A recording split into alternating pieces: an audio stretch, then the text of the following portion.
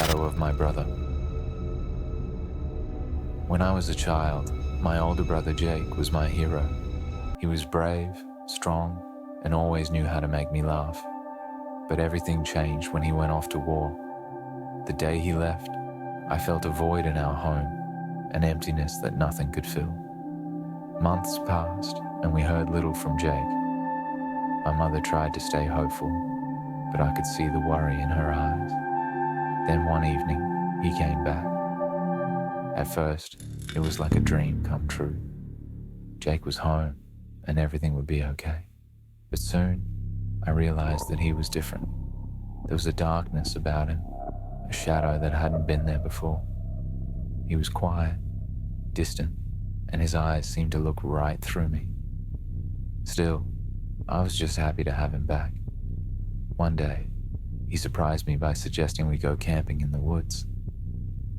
I had always wanted to go with him, but he used to say I was too young.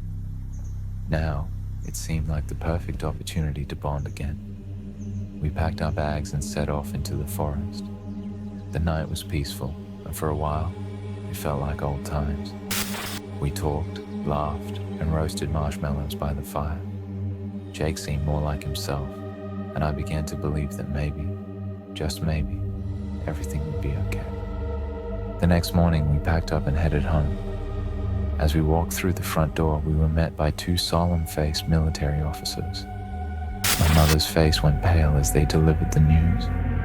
Jake had died in the war. I stood there in shock, unable to comprehend their words. My mother collapsed into tears, but I could only think of one thing. Who had I been with in the woods? Was it really Jake, or something else?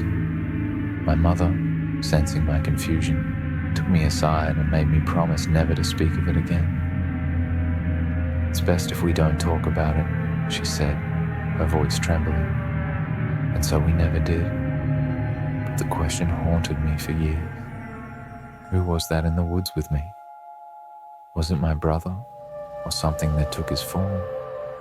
I may never know the truth, but the memory of that night will always linger, a shadow in the back of my mind.